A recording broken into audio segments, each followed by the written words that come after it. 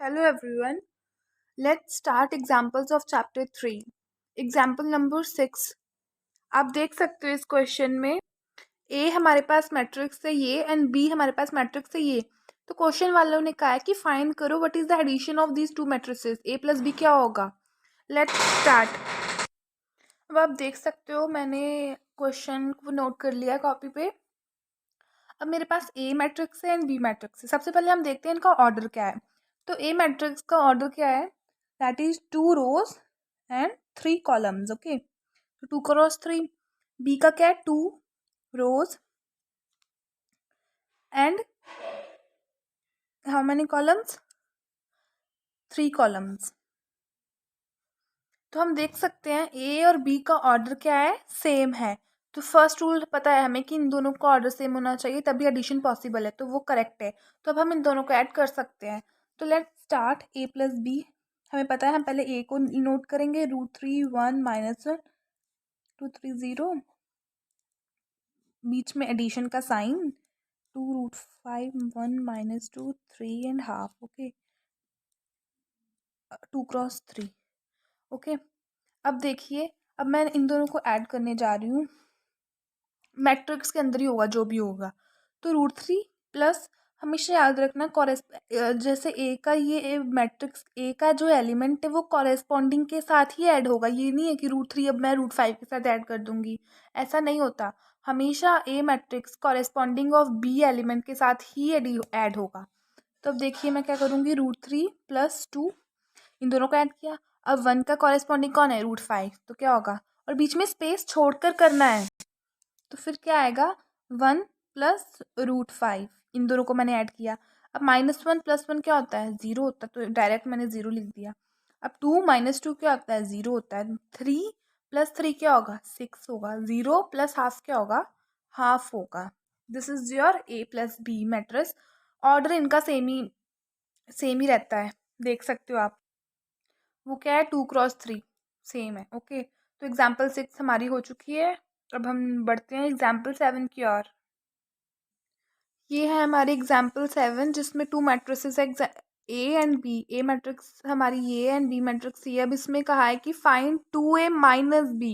अब देखिए हमने जैसे पढ़ा था इंट्रो में, 2a - b मीन्स हम इसको भी एडिशन की तौर पे करेंगे. यहाँ पे 2a क्या है, स्केलर मल्टीप्लिकेशन, जहाँ पे 2 एक स्केलर क्वांटिटी है जिसको a के साथ मल्टीप्लाई करेंगे, फिर बीच में माइनस है. हम यहाँ पे -b के साथ ले लेंगे तो बीच में प्लस कर देंगे.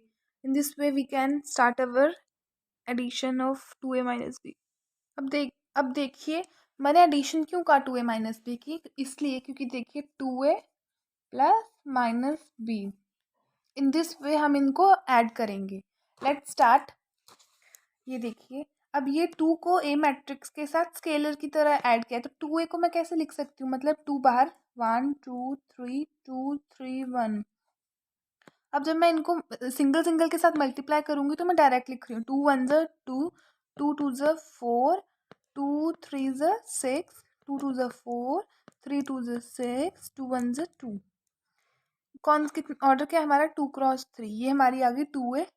अब मैं -b फाइंड करूंगी. पहले ना अपनी वैल्यूज ऐसे साइड पे लिख लिया करिए ताकि बाद में डाउट ना हो. तो -b क्या होगा, तो माइनस के साथ b को मल्टीप्लाई कर देंगे. -1 3 -1 0 2. तो अब देखिए मैं माइनस के साथ सबको मल्टीप्लाई करने जा रही हूँ. माइनस को जब 3 के साथ किया तो -3, माइनस को जब -1 के साथ किया तो +1, जब माइनस को 3 के साथ किया तो -3, माइनस को -1 के साथ किया तो 1, माइनस को 0 के साथ किया तो वो 0 ही होता है, माइनस को 2 के साथ किया तो -2. अब इसका ऑर्डर क्या है, 2 × 3. अब पहला रूल क्या था हमारा कि ऑर्डर सेम होना चाहिए दोनों का, तो वो तो सेम है, तो मतलब एडिशन कर सकते हैं. तो अब जब हम 2a + -b, जब हम इनकी एडिशन करेंगे तो वो कैसे करेंगे, देखिए 2a की वैल्यू यहाँ पे लिखते हैं. क्या है हमारे पास, 2 4 4 6 6 2, प्लस -b की क्या है, -3 1 -3 1 0 -2. अब हम इसे ऐड कर देंगे simply.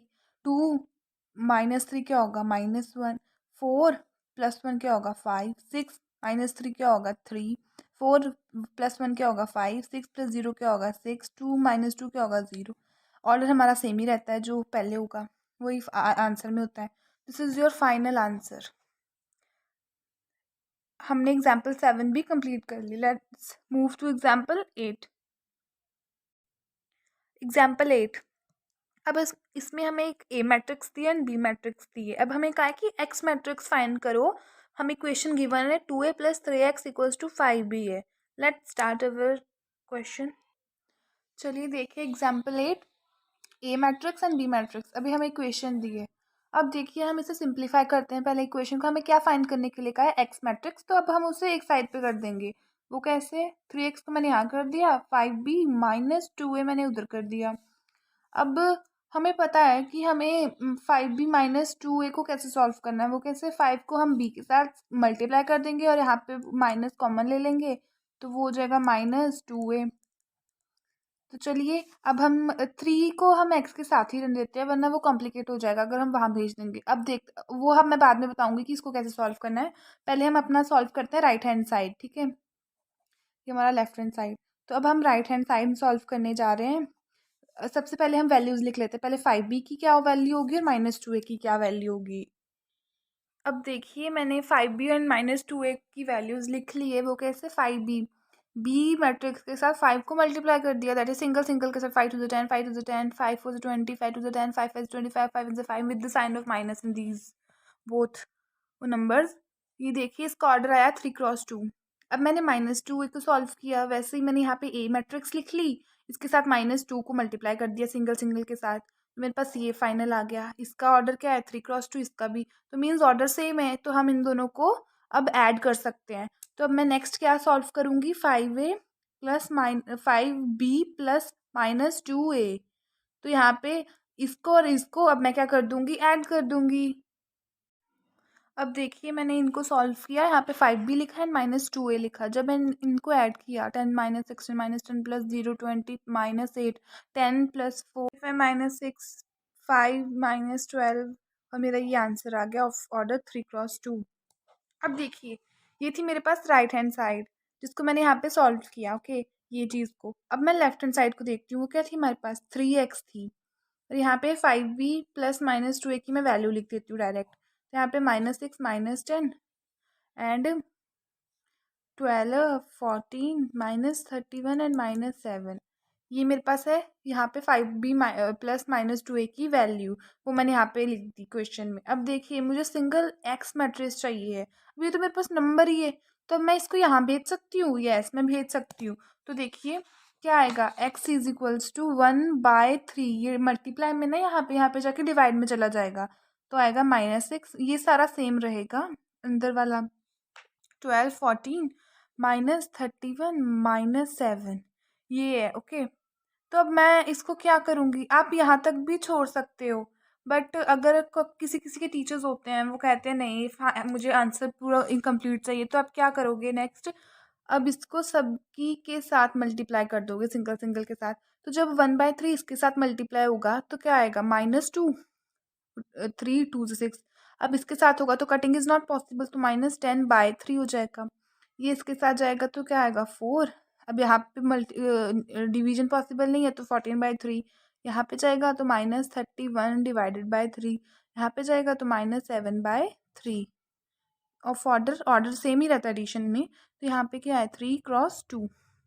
This is your final answer of example 8, you can see.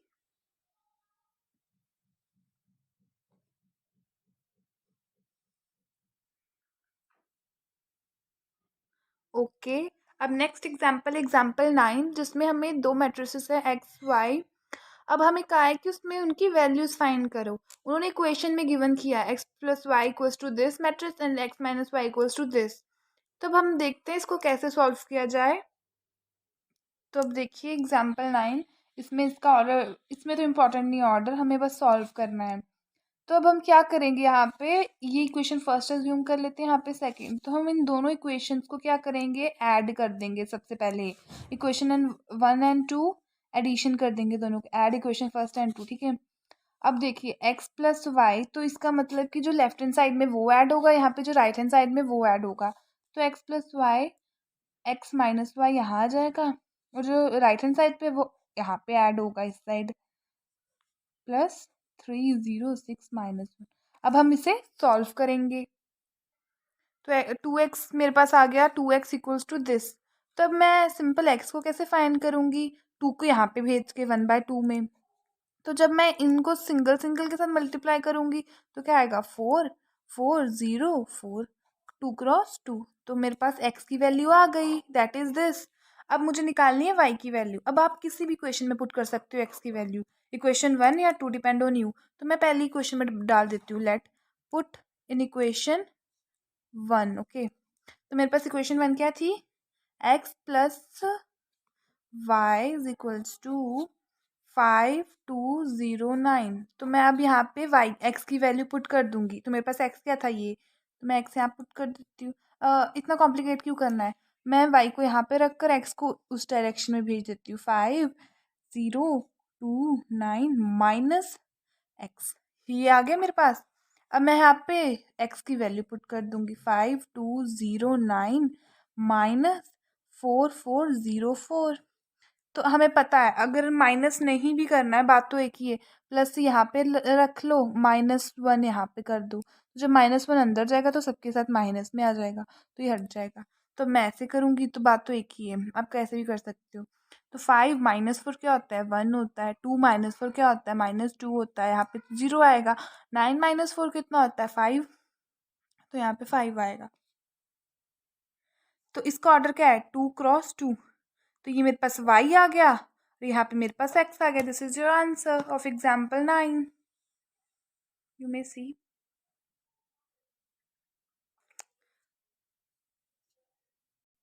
Okay, अब बढ़ते हैं हम एग्जाम्पल 10 की और उसमें कहा है कि हमें अब x एंड y की वैल्यूज फाइंड करनी है फ्रॉम द फॉलोइंग इक्वेशन। ये हमें इक्वेशन गिवन है, अब इसमें से हमें x एंड y की वैल्यू फाइंड करनी है। Let's start. अब देखिए मैंने इक्वेशन नोट कर ली। अब मुझे एक्स एंड वाई की वैल्यू फाइंड करनी है। अब मुझे पता है यहाँ पे स्केलर मल्टीप्लिकेशन होगी, मीन्स 2 सिंगल सिंगल के साथ मल्टीप्लाई होगा। पहले मैं ये काम करूँगी, उसके बाद ये इन दोनों को ऐड कर दूँगी और इसके इक्वल करूँगी। अब देखिए वो कैसे। अब देखिए मैंने इनको क्या किया, यहाँ पे 2, यहाँ इस इक्वेशन यहाँ पे 2 से मल्टीप्लाई कर दिया और यहाँ पे सिंपल लिख ली, यहाँ पे भी नोट कर ली। अब नेक्स्ट देखिए, हम इसको ऐड कर सकते हैं, क्यों, क्योंकि इनका ऑर्डर सेम है। वो क्या है, 2 क्रॉस 2, 2 क्रॉस 2, तो ऑर्डर सेम है। तो मैंने इन दोनों को ऐड कर दिया। तो जब मैंने इनको ऐड किया तो मेरे पास ये वाली टर्म आ गई। अब इन दोनों, ये दोनों इक्वल है, हमें इक्वालिटी का रूल भी पता है पहले कि ऑर्डर सेम होना चाहिए, ऑर्डर इनका सेम है। नेक्स्ट है कि कॉरेस्पॉन्डिंग एंगल दोनों के इक्वल होने चाहिए। तो अब वो हम कर देते हैं, क्योंकि ये दोनों तो है इक्वल ऑलरेडी। तो ये देखिए मैंने कर दिया वही, 2x प्लस 3 को 7 के इक्वल, ये इनकी तो मुझे ज़रूरत नहीं है, और 2y5 -4 को मैंने 14 के इक्वल कर दिया। जब मैंने ऐसा किया तो मेरे पास ये इक्वेशंस बनी, और जब मैंने सॉर्ट आउट किया तो मेरे पास x की वैल्यू 2 आई एंड y की value 9 I. In this way you can complete your answer. Let start example 11। अब इस एग्जाम्पल में हमें कहा है, दो फार्मर्स है, रामकिशन एंड गुरचरण। अब इन दोनों ने राइस को ग्रो किया है, उनकी अलग अलग वेराइटीज़ में 3 वेराइटीज़ है, बासमती, परमल एंड नोरा। अब उन्होंने कहा है कि इनकी जब सेल हुई राइस की सितंबर एंड अक्टूबर मंथ में, वो यहाँ पे गिवन है 2 मैट्रिसेस की फॉर्म में, वो है ए एंड बी। जब सितंबर में इनकी सेल हुई तो वो इस फॉर्म में गिवन है, ए मैट्रिक्स में, एंड जब अक्टूबर में हुई तो वो बी की फॉर्म में गिवन है। अब हमारे पास 3 पॉइंट्स है। अब इन्होंने पूछा है कि जब इनको कंबाइन करेंगे then what is the combined sale of these farmers. और सेकंड में पूछा है, find the decrease in sales from September to October. Means combine में का है तो हम क्या करेंगे, ए प्लस बी करेंगे, कंबाइन मतलब ऐड। और जब डिक्रीज का है तो क्या करेंगे, September to October means A minus B, decrease हुआ है तो मीन्स गिरावट, तो हम इन दोनों को सब्ट्रैक्ट करेंगे। अब थर्ड पॉइंट में क्या कहा है, जब दोनों फार्मर्स ने 2% प्रॉफिट ऑन ग्रोस सेल्स मतलब कि किया है, तो compute the profit for each farmer and for each variety sold in October. Let's start our example 11। Example 11 का हम इस वे में सॉल्व करेंगे। पहले उन्होंने बोला था कंबाइन सेल क्या हुई अक्टूबर और सितंबर मंथ की, तो हमने इनको ऐड कर दिया। डायरेक्ट ही मैंने आंसर लिख दिया, बिकॉज स्पेस बहुत कंज्यूम कर रहा था ये। 10 + 5 15, 20 + 10 30, 30 + 6 36। वैसे 50 + 20 30 + 10 10 + 10। अब जब उन्होंने पूछा है कि डिक्रीज कितना हुआ, what is the decrease of these months, तब मैंने इनको सब्ट्रैक्ट कर दिया। जब मैंने सब्ट्रैक्ट किया वो आपको आता है यहाँ पे प्लस लिखकर माइनस बी को अलग करके, तो ये सब्ट्रैक्शन कर दी। अब हम सॉल्व करते हैं इसका थर्ड पार्ट। अब ये है मेरे थर्ड पार्ट का सोल्यूशन। मैंने 2% ऑफ बी क्यू लिखा क्योंकि क्वेश्चन में कहा था कि 2% प्रॉफिट ऑन ग्रॉस सेल्स, 2% मतलब प्रॉफिट हुआ है उनको। 2% ऑफ बी ही क्यों लिखा, ए क्यों नहीं लिखा? क्योंकि क्वेश्चन में कहा है कि हमें अक्टूबर मंथ का फाइंड करना है, तो अक्टूबर मंथ की कौन सी मैट्रिक्स थी, बी थी। तो मैंने इसको 2% को बी के साथ मल्टीप्लाई किया। ऑफ का मतलब होता है मल्टीप्लाई। 2/100 परसेंटेज को तो आपको निकालना आता है ना, 2/100 कर दिया। और फिर जब इसको मल्टीप्लाई किया बी मैट्रिक्स के साथ, तो वो सिंगल सिंगल के साथ जब मल्टीप्लाई हुई तो ये आपका आंसर आया है, फाइनल आंसर। ये थी हमारी एग्जाम्पल 11। Thank you.